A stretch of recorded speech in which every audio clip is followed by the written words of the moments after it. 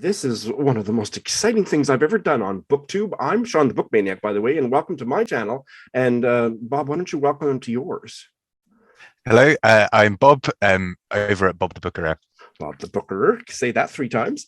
And we are here to chat with the preeminent South African novelist, Mphuthumi Ntabeni, Impush, joining us from Cape Town. Welcome, Impush. Thank you very much, guys, for inviting me into your channel.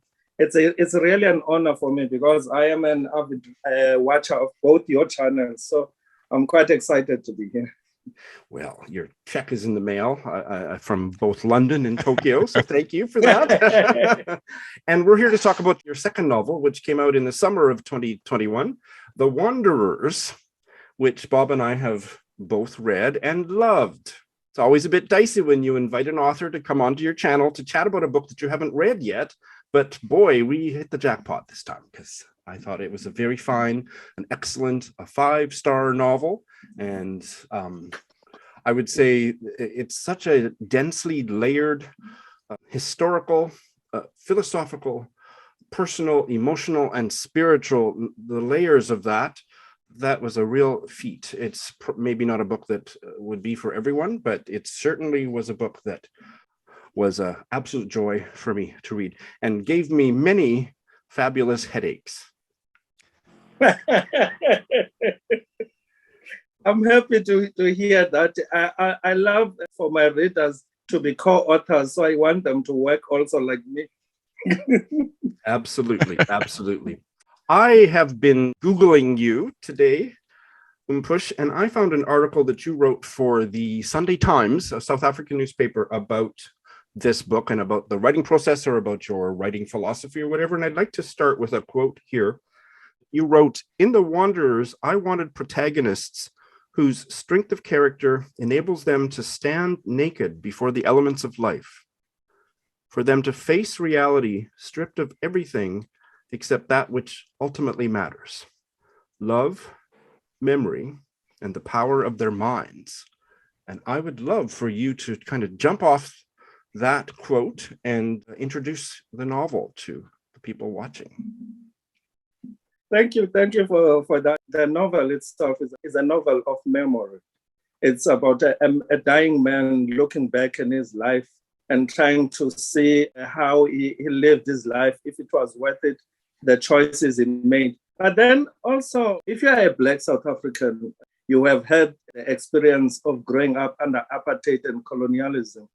And then you find out that the worldview of your own people it was truncated when the colonialists came, and then it was not taken serious. So for me, the book itself, a process of rediscovering that which is part of my Xhosa culture that was looked down from during the colonial era, and then trying to find a way of putting it together organically so that it redefines my identity as a Xhosa person.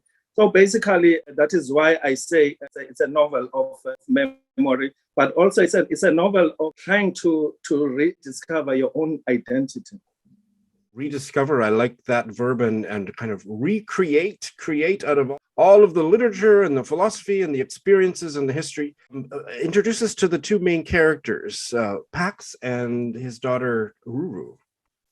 Yeah, the thing I share with Pax, which is Pagamile Maseti, the main character, one of the main characters, is a love of classical literature, which is why I made him to have a degree in classical literature. So he uses that. He actually uses books, basically, but especially classical literature, to look and express his own life, to find ways of speaking about his spiritual experiences, his historical experiences, his need for finding identity. And then it's also, I was trying to express the notion of home, what it means to belong somewhere or not to belong somewhere. Another thing I share with Pax is that in my thinking and then in my intellectual process, I'm an internationalist. So I aspire after what Goethe calls the world literature. And I find that by anything that is human, it speaks to me. So I become a little bit worried when people think the process of decolonizing, for instance, literature means that we must disregard, for instance, the Western canon. No, I don't think so, because a lot of that is valuable in the Western canon, even if at some stages it was used in a prejudicial way against us as people who were not from the West. I worry when people try to throw the baby with the dirty water, because I still find a lot of that is valuable in Western canon also. As I said, anything that is human speaks to me because I'm human also. Bob, how would you like to start talking to Push? I find that really interesting, and I wanted to build on that because that's the sense I got from the book as well, was that there was a real love for books, for perspectives, for so many other things in there. And I think I was really struck by a passage sort of towards the end, thinking about what you were saying, where characters are talking about the process of having been colonized and sort of the identification with, some people sort of saying like, oh, we're not Swahili English, more sort of Swahili Deutsch. And then there's sort of these sort of layering kind of perspectives of sort of how people see their identity within it. And so I'm sort of curious within that, is that something that kind of unfurled as you were writing the book, and or something that sort of was revealed to you, or was that something that you went into the book quite intentional about? Let me just say, the book itself, its origins are quite far. But then by the time I was finishing it, I was finishing it under the conditions of the pandemic. And then we were all a little bit scared. And then we were all trying to find comfort in the small things that we could. And I realized for me that the comfort I was getting was from reading. And so I started thinking that I wonder if books can be able to raise a person, which is what I was doing with Ruru. Basically, Ruru, it was raised by books. And then I was like, it is actually possible to find a way of expressing your own life through books. And then you learn how to interact with other people through books. Because if anything, books are good at is teaching us empathy.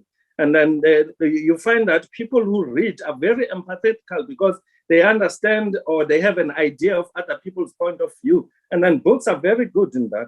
So basically, that's what I was saying, that Shawn was quoting this thing from the Sunday Times, that in Africa, as a result, most of the time, when people are scared, they look into religion. And then it's not even authentic religion. It's a fly-by-night religion. It's basically superstition, if I tell you the honest truth. It's by superstition, I mean it's cultic kind of, just you follow the cult without thinking about the faith that you are following. And as a result, you see that there are these pastors, fly-by-night pastors, who are making people do things like eat grass, drink petrol. It's pathetic, actually. People in Africa have lost faith in the power of politicians to solve things. And then in our closer culture, this thing happened during the time of colonialism, when people lost faith on their chiefs and then they started believing false prophets and all those things. And this is exactly what is happening now. People are just following false prophets and all that stuff. So to bridge that void that has been lost by that faith in politics and all those things.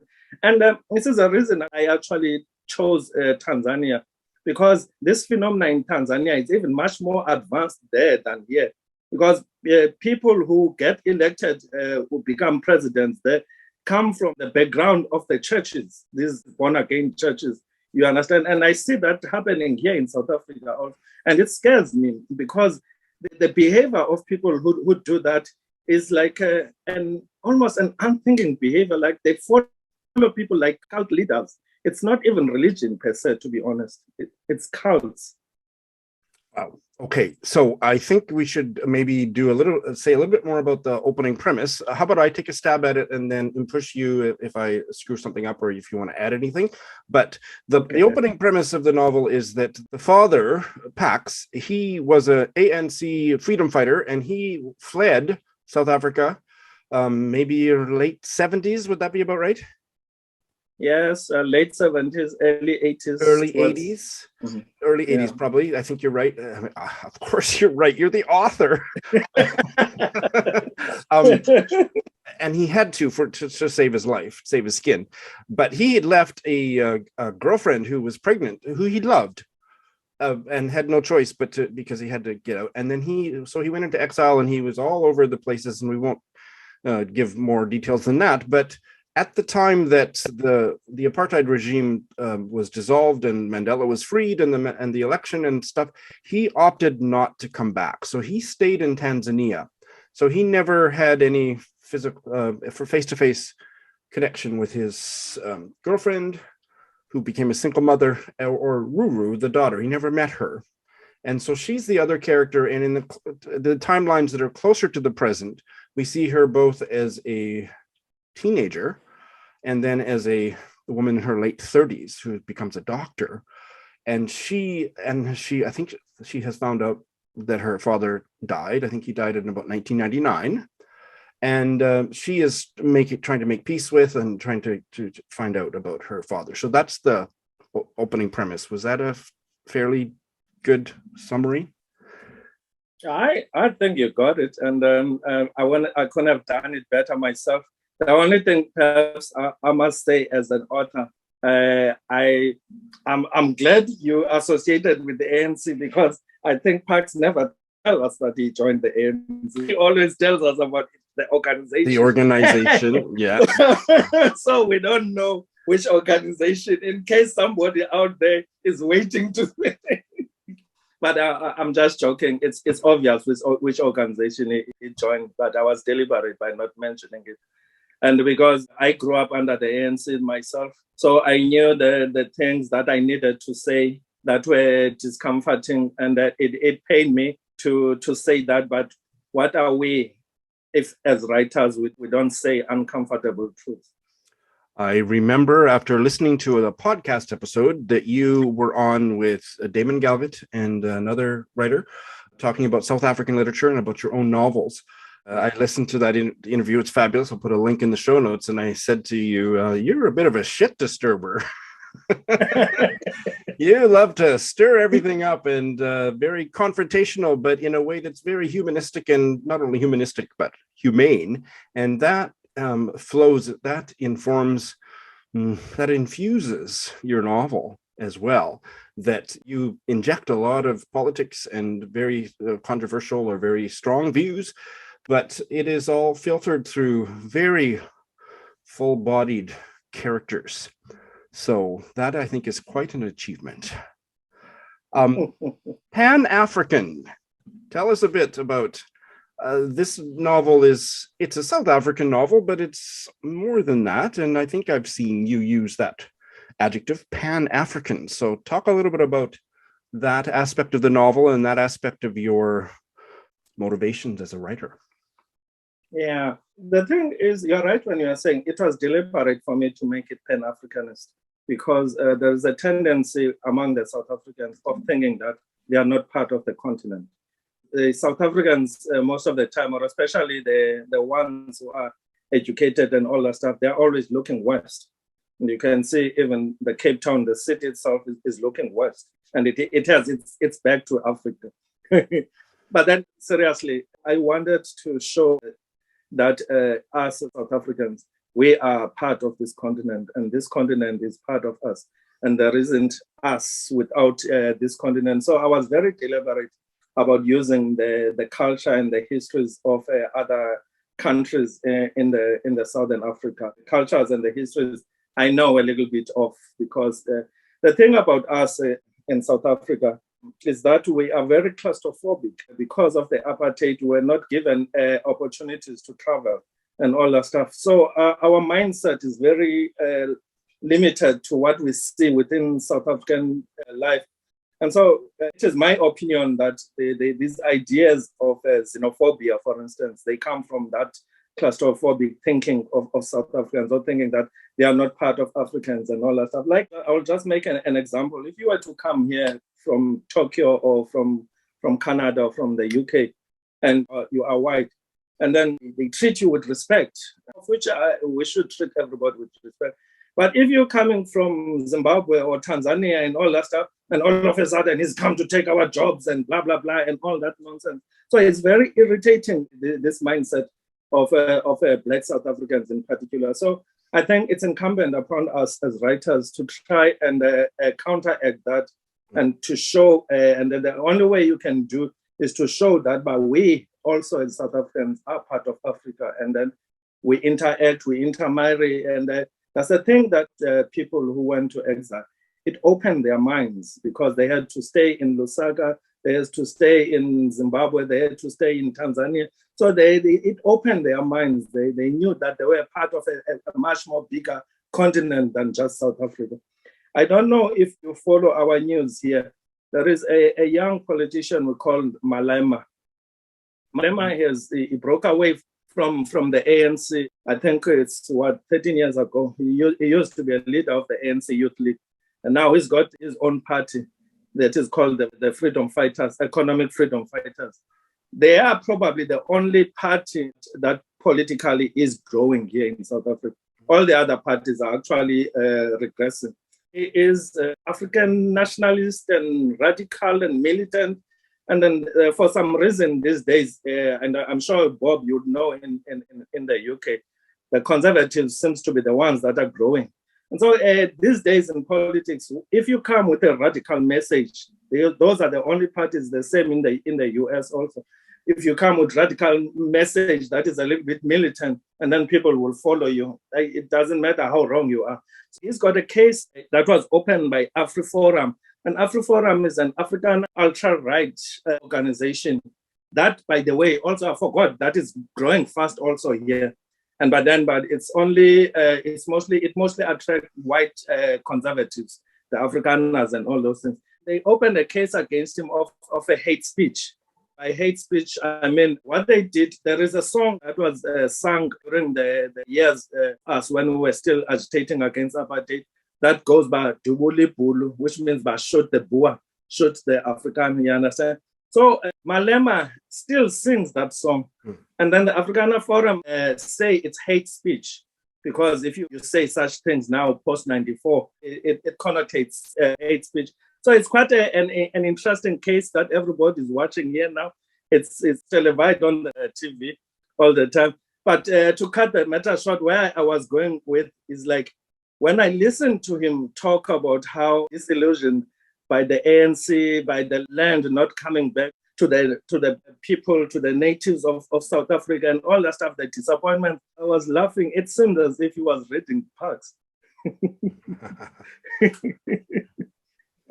I'm going to say I'm not familiar with that name, but also probably because you're pronouncing it correctly, I can't recognize it, and maybe I have seen it in print. So that's quite possible. Over to you, Bob.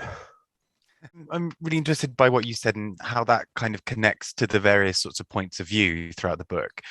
I was really interested by the fact that, you know, some of what we're told is through writing in the sort of form of a sort of diary and excerpts. Some is sort of through letters, and those also I was really interested by the fact that a lot of it is in, you know, sort of is in the second person of, you know, you, blah blah blah, you. And so I'm sort of curious about the sort of decision as you are writing to kind of incorporate those multiple points of view, and particularly to kind of use things like the second person or use written documents sort of within that. What was sort of your thinking as you were writing it? Yeah. Okay, thanks for asking this question. Another advantage I have is that I never went to writing schools and all those things. So I do not know when I'm breaking the rules. And then, like, everybody was horrified when they were like, you never write on the second person personality. How could you? Because for me, the most important thing, because I don't even know the rules of writing, I write as I hear it in my head.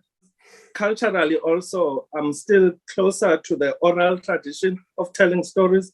So when I write, I must first hear it, and then if it sounds good on my head when somebody says it, and then for me it's fine. So I don't know when I'm breaking the rules, and then I'm not breaking the rules. And then I was like, let's just do it and see if it's gonna work. The thing I was quite cognizant of was the fact that there's going to be about basically three voices here.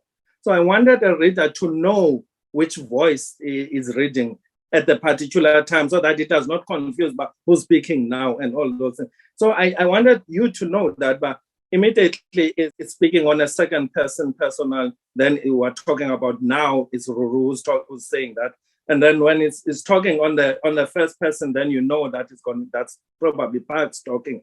You understand? So that I wanted to make life easier for the reader, so that the reader can follow me quite easily. And like, for instance, you talked about Galgut's book with All Three of Us Love, The Promise. But at some stage when I was reading it, I found it very demanding, that shift within the passage, within the sentence of the voices.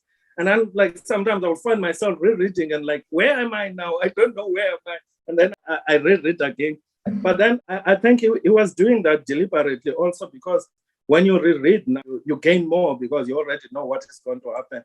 And then you find yourself that you gain more.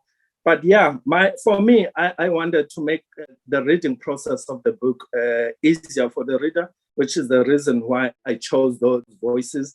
And then I was also quite cognizant of the fact that Parks can be tiring to a reader because he is complaining, he is sad.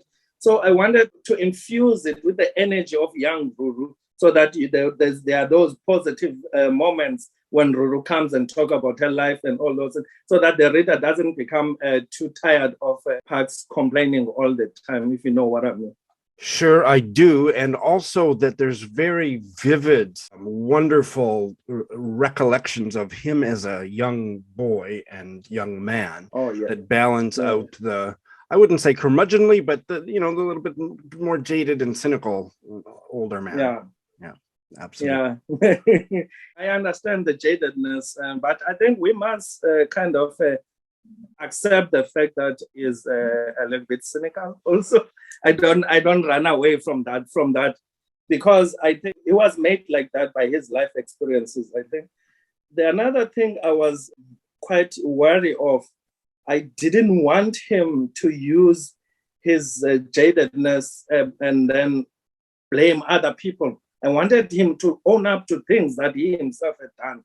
So this is the reason why I was saying I wanted him to stand up as a man and not hide under religion or hide under even the part you were talking about, philosophy and all those things. I mean, I do read a lot of philosophy, but I wanted to chop it down into proper sentences, not philosophical writing, into proper literature sentences, so that a person who doesn't read philosophy or who doesn't read theology doesn't become bored with the language, because the language of philosophy and theology sometimes tend to be turgid and all those things. So I wanted him to speak clearly about how he feels about his life, where he is, and why it happened. And the parts of him as a young boy, those parts are very auto-fictional kind of, because I was born in Queenstown. So I learned him those experiences, my experiences of growing up in that area. And then I'm always quite wary of what happens here in South Africa. We tend to talk about the 76 generation, and then the exile generation, and then the post-94 generation. And then we tend to forget about the people who actually grew up under the apartheid. And then they treat us as if we're a lost generation, as if there was nothing that actually happened during the 80s. And then in my thinking, I think we were actually the people who actually bore the brand of the apartheid. And then I wanted to show people another thing that we tend to shy away from, the confusion that was happening in our townships, how we ended up being our own worst enemies also while we were facing the enemy that was in the apartheid system. But then we also ended up being our worst enemies, because I know a lot of people who ended up being killed by the people who were supposed to be their liberators. And then we tend to shy away from that. We pretend as if those things never happened. And then I talked about, as us as readers, it is our duty, that's my belief, to talk about these uncomfortable truths. And then especially these unhealthy silences. That's really interesting to me, I think, because that really came across, that I sort of was thinking as I was reading, particularly as we get to sort of the later part of the book, that it would be so easy for characters to sort of slip into sort of bitterness and to this sort of, it kind of to become almost uncontrollably sort of bleak for them. But I really appreciated how you took what was happening with those characters, and like you said, sort of made him sort of face up to it. He didn't really have room to sort of feel too sorry for himself, or to feel bitter, or to sort of blame it too externally. There was a sense of trying to work out his own role within everything now and what he was going to do next, that I thought was really quite poignant. And I think that, without giving away anything towards the end of the book, I found the end of his part really quite touching, how it kind of navigated that and sort of looking forward to sort of inevitable things with an acceptance, I guess, sort of happening in the book. So thank you. I thought that was such a beautiful part of the book.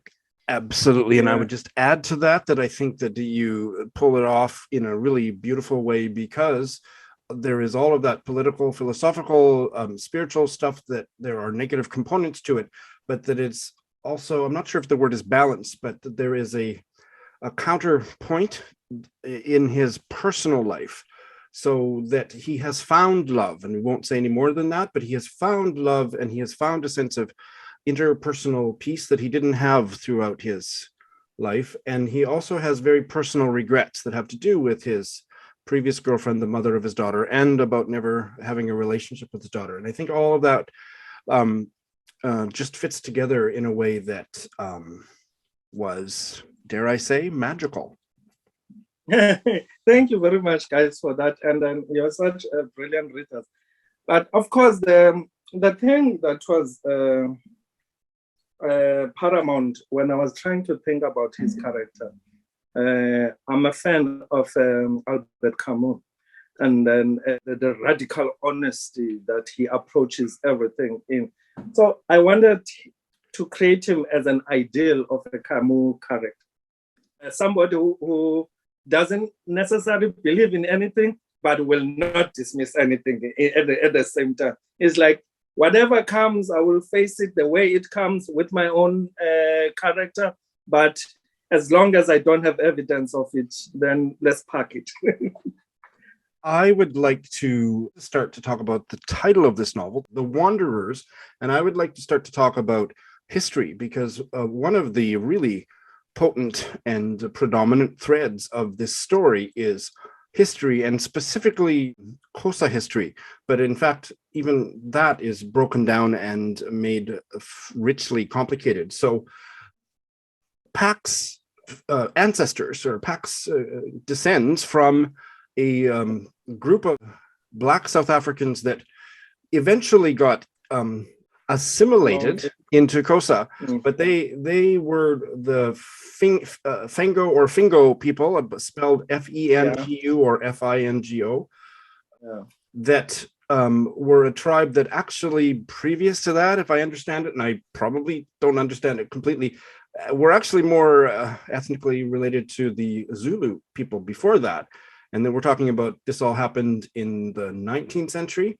But the word Fango, the word Fango, itself, it comes from a word that I'm going to try to pronounce, Ukemfenguza, which means the wanderers. And to wander about seeking service, according to Wikipedia. And if it's in Wikipedia, it must be true. But so please take that and do with it what you will. But I found that part, because I don't know anything about, I'd never heard of the Fangu people, the Fingo people, and I didn't know very much about Xhosa people. But that, the way that you stitched in that history and then made it so personal for him, and for all the personal stories in this novel, was really a triumph. So say what you want about all that. Thank you very much, and thank you for Googling the history of Amamfengu.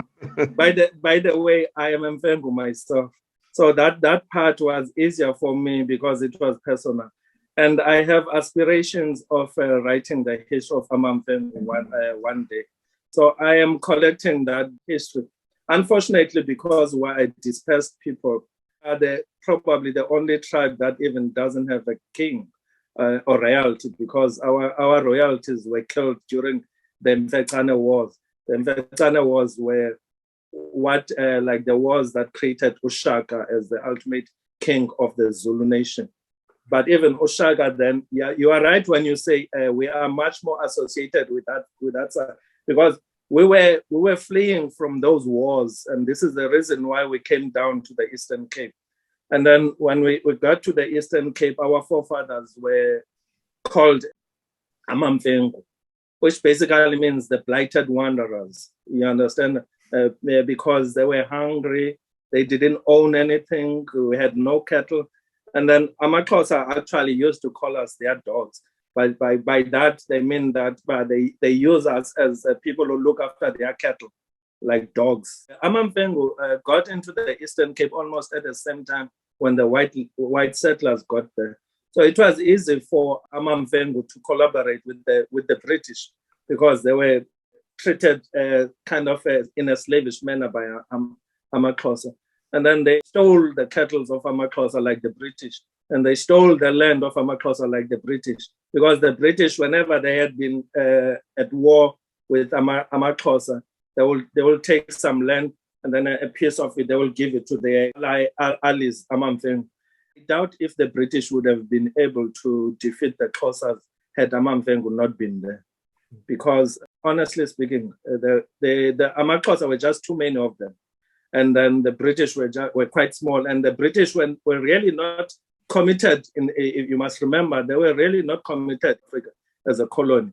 The British were actually 5 to ditching out the Cape Colony because they thought it was just an expensive venture. They were not committed to it. They were fighting too many wars. You must remember, they were fighting with Russia, the Crimean War then. So the thing about the frontier wars with Amaxhosa, for them, it was just basically something they did on the side. And as a result, even the battalions that they sent on the Cape Colony were ones of poor thing. They used to send mostly the Scottish here. You understand? And as a result, you'd find that almost these towns in Eastern Cape are full of Scottish names and rivers and all those things. So I read that history for this project that I'm thinking of doing. But now and then when I'm writing the novels, it overflows into it. And he himself had left the country during the late 70s, early 80s. And then he became a wanderer himself. So it was easy for me to make that link. And then I extended that link, of course, into the first wanderer, which was the Homeric times, because I'm a classical reader. I love classical landos and I love Homer in particular. And of course, because I'm also you have already said that there's a lot of kind of religious faith on it. So there was no way I could avoid the quintessential wanderer, which is the founder of the Jewish religion, Abraham. And then due to that, the Christian religion, which is quite popular in South Africa. So it was very nice to intertwine and put all those things together.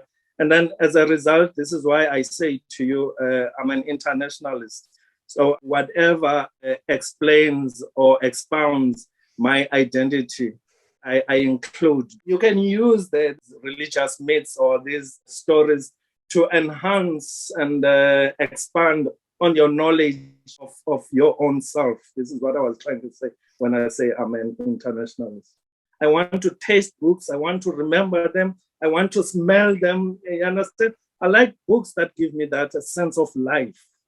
Pax is a wanderer in his own life, and he is fascinated by the history of wanderers, like you say, people of the Jewish faith. He is also captivated by wanderers in nature, especially birds. Yes. Yes. I don't know if so, because most people like to ask me what is the significance of that crow on the cover. And I always try to dodge that question because but funny enough, when my publisher and I were talking about designing the cover of the book, I said, the only thing I would like the book to have, it's a man who feels a little bit lonely, and then there must be crows or a crow. It's a fantastic cover, and I didn't keep it necessarily in the front of my mind because I was reading it on ebook, which is the only way I can get it to. But yes, I just brought it up here, and it is the perfect cover. Bob, what do you have to say for yourself or ask? No, I think that's really interesting. I sort of was also just wondering about, you sort of touched on it a bit earlier, the sort of choice to bring the book into sort of current times with sort of mentioning coronavirus and sort of mentioning COVID and that in the book. You sort of spoke about being an internationalist. I think it's interesting because so much of the book, had sort of very specific areas it was focusing on, and then at the end to sort of broaden out into a sort of global pandemic and sort of the characters' sort of first understandings of it. I was sort of curious what the thinking was to include that. Initially, we had planned that the book will end in 2009. That was the initial time span. And it was also not accidental that I made Parks to die in 1999. So I wanted it to end in 2009.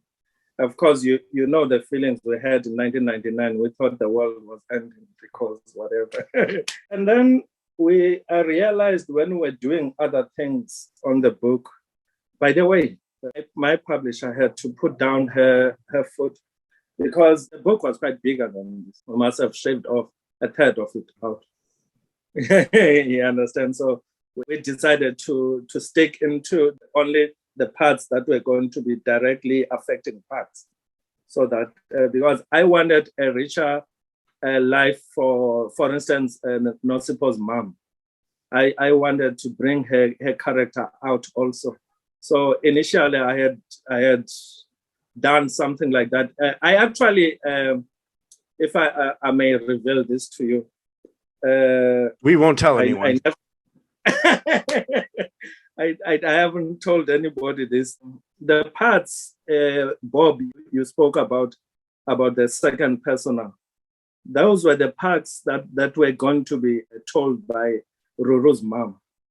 So that you was going to be Ruru's mom initially. So initially I wanted all two of them to talk, but then the book was too long and my publisher was a little bit, and then she was like, well, South Africans get a little bit irritated once the book is beyond 300. So they're like, this book is too long.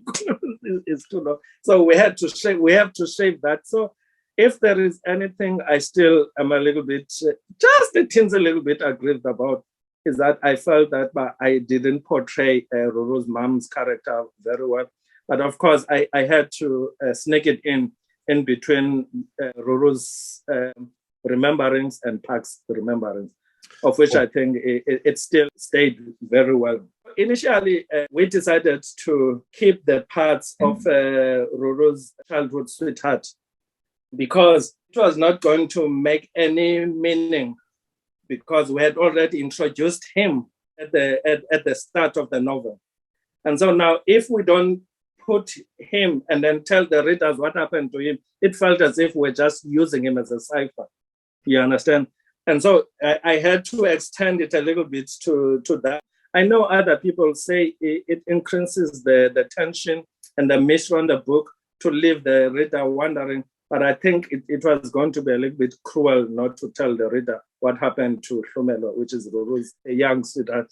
So it was necessitated by that to extend it to the pandemic years. But then I decided that I don't want to talk about the pandemic. So we just ended it on the fear that it's coming. We just left it as that hanging cloud, if you know what I mean. Absolutely. But also there's something about the thematics of wandering and COVID that really dovetail quite profoundly. I agree. And just leaving it at that, there's danger in how much wandering across the globe we do that COVID is showing us unfortunately. So that I thought was a really nice touch at the very end. And also your comments about Ruru's mother, I think that you do show her by her absence through the unsent letters, the letters that her daughter is writing to her, and also Pax memories of her. And I think it's a very beautiful portrayal of his what is it, paper wife, Maman or Ifua. My last question, so you've given me a great segue into my last question, which is, I think this is a really satisfyingly and powerfully anti-misogynist novel. I would maybe even possibly say feminist novel, but I'd like you to talk about how you managed to pull that off and portray such well-rounded, fully embodied female characters and interrogate, which is a word I hate to use, but I just did, interrogate misogyny in South Africa. Yeah, thanks for that compliment. I really am honored to hear you say that. And especially when I talk with my female readers, And then they are so well impressed by how rounded the female characters. That makes me very happy, because I was a little bit not sure about that. You know how women are always accused of othering female characters. So I really tried. And I think I was lucky in a sense that in my life, I grew up under a lot of female influence. And then so there's a lot of females around me, sisters, mothers, aunts, and all those things. So I think I was lucky in that sense. And when I was writing this book, I thought I was going to write a love story, actually. I thought I was going to write a simple love story. And I wanted to write a feminine book. But then I couldn't help myself, because whenever I write, that like history always overflows into it, because I read quite a lot of history. So I can't help myself. I knew that I had lost the plot when I decided that Parks is not going to come back to South Africa, because I knew that now I will have to give reasons. And then immediately when I decided for him that he was going to have a sweetheart that comes from Rwanda, I knew that now I am complicating my life now. You understand that? But then there is something that has always haunted me, that in 1994, when South Africa was gaining its freedom, its democratic freedom, we were so excited and happy that the future looked bright. I myself personally was just out of university. So everything was so, we were happy and all those things. We completely missed what was happening in Rwanda. I tell you the honest truth, we did not know what was happening in Rwanda. And I have always felt a little bit guilty about that such a genocide could happen so close to us, and then we will miss it altogether. So when I complicated my life, I was giving myself a task of actually learning what actually happened there in Rwanda. And then it led to me actually initially, because I thought Parks was going to go to Lusaka, but then I had to find a country that has borders with Rwanda, which is the reason why I chose Tanzania. And luckily, MK soldiers in Tanzania also. And then I went there. We even have a college that is called Solomon Mahlangu College. It exists there. And then most of the South Africans that were in exile, they used to go there for school. There is even like there at the beginning about the graveyard and all that stuff. That graveyard exists for real. It's not something I made up. This has been an absolutely incredible conversation, brilliant, very, very stimulating, and I hope that we can chat about your next book or your first book, or chat about South African literature, Pan-African literature. I hope you'll come back, but this has been absolutely extraordinary. Yes, we're going to have a bite-sized book chat about that in the very near future. No, I'm hoping that we'll have a talk about this. And then when we talk about it, it's called the Oka people. Yeah. Those are the Xhosa people. And then it was published in the 60s by Noni Jabavu. And Shawn and I'm sure in the near future, we're going to talk about it. I believe as soon as next weekend. Yeah, it is also talking about the anthropology kind of the Xhosa culture and all those things. It's a very rich book itself. I loved it. Well, yeah, thank you so much. It's been lovely to speak to you. I'm now going to change my channel name to Bob the Wanderer. But thank you so much. It's been fascinating, and I think it's so interesting to hear your sort of process and your thoughts behind the book itself as well. So thank you so much. Well, thanks for having us, Shawn. I don't want to be outdone by Bob the Wanderer, so I maybe will change my channel name to Shawn the Book Wanderer. Push. Thank you so much. We've got Bob the Wandering Booker. There you go. That was lovely. Thank you very much.